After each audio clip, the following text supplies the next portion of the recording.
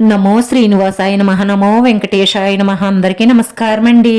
ప్రతిరోజు రాశి ఫలితాలు తెలుసుకోవడానికి ఇంకా మన ఛానల్ సబ్స్క్రైబ్ చేసుకోకపోతే ప్లీజ్ సబ్స్క్రైబ్ చేసుకోండి.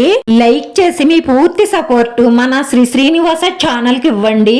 ఈ వారం రాశి ఫలితాలలో గోచార్య రీత్యా వృషభ రాశి వారు ఎటువంటి శుభాశుభ ఫలితాలను పొందుతారో తెలుసుకోవడానికి ఈ మన వీడియోని ఎక్కడా స్కిప్ చేయకుండా చివరి వరకు చూడండి. వ్యాపారం విస్తరించాలన్న ఆలోచనలో ఉంటారు. ఈ పాత విషయాలు బయటపడతాయి. తొందరపాటుతో కోపంతో నిర్ణయం తీసుకోకండి. అత్త కోడళ్ల విషయంలో సామాన్యంగా ఉంటుంది. ఏదైనా సమస్య ఉంటే సామరస్యంగా పరిష్కరించుకోండి. దురుసుగా మాట్లాడుకోవడం వల్ల సమస్య పెరుగుతుంది. మీరు మీ ప్రేమైన వారికి విలువైన బహుమతులు ఇస్తారు. మాటల్లో సమగమనం పాటించండి. మర్యాదగా మాట్లాడండి. అందరితో కలిసి ఉండడానికి సంప్రదింపులు చెయ్యడానికి ప్రయత్నించండి. శారీరక ప్రతిష్టకు పనికి వచ్చే పనులు చేయడం వల్ల ఆరోగ్యం మెరుగుపడుతుంది. మీకు తెలియకుండా మీకు రహస్యంగా చెడు చేస్తున్న మీ రహస్య శత్రువు ఒక స్త్రీ అని ఈ వారంలో మీకు తెలిసొస్తుంది. ఇప్పటి వరకు మీకు వస్తున్న కష్టాలకు బాధలకు సమస్యలకు కారణం ఈ స్త్రీనే అని మీకు తెలుస్తుంది. కానీ ఈ విషయాన్ని ఎవ్వరితోనూ షేర్ చేసుకోకండి.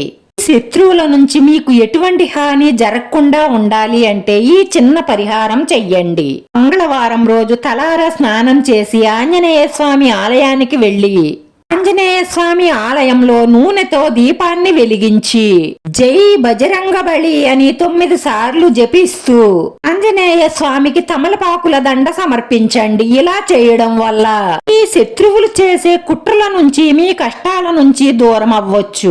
స్త్రీతో సంబంధం స్నేహం మీ వైవాహిక జీవితంలో మీ ఇద్దరి మధ్య అగాధం ఏర్పడుతుంది. జాగ్రత్త. మీరు ఎవరికైనా అప్పు ఇచ్చే ముందు వారి సామర్థ్యాన్ని గమనించి ఇవ్వండి. లేదంటే నష్టం తప్పదు.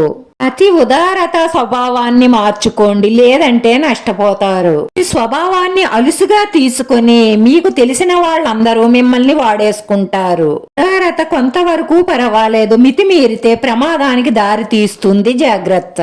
మీ భాగస్వామి ప్రేమని మీరు పూర్తిగా అనుభవించబోతున్నారు. ఈ సమయాన్ని వృధా చేసుకోకుండా ప్రేమానుభూతులను పొందండి. మీరు ధైర్య సాహసాలతో ఉంటారు. ఎక్కువగా మీపై మీకు నమ్మకం ఉంటుంది. ఎవరితోనూ కూడా మీ మనసులో ఉన్న రహస్యాల గురించి చెప్పకండి. దురాశతో పరోబాలకు లోన్ కావద్దు. పరస్పర సంబంధాలను మెరుగుపరుచుకోండి.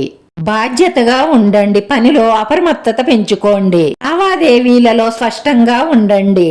న్యాయపరమైన పనులు ఊపందుకుంటాయి. అవసరమైన ఖర్చుల కోసం అప్పులు చేసే అలవాటును మానుకోండి. ఈ రోజు పరిహారంలో 5 నల్ల పసుపు కొమ్ములను తీసుకుని వాటి కొత్త బట్టలో మూటగట్టి పూజ చేసుకునేటప్పుడు మీ ఇష్టదైవం పాదాల దగ్గర ఉంచి మనస్ఫూర్తిగా మీ ఇష్టదైవాన్ని స్మరిస్తూ మీ మనసులో ఉన్న కోరికలన్నీ నెరవేరాలని కోరుకొని పూజ పూర్తి అయిన తరువాత ఆ మూట తీసి మీ సింహద్వారం ఎదురుగా వేలాడదీయండి. అలా చేస్తే మీ గ్రహచారం ప్రకారం మీ ఇంట్లో ఉన్న నెగటివ్ ఎనర్జీ అంతా బయటకు వెళ్లిపోతుంది. దోషాలన్నీ నివారణ అయిపోతాయి.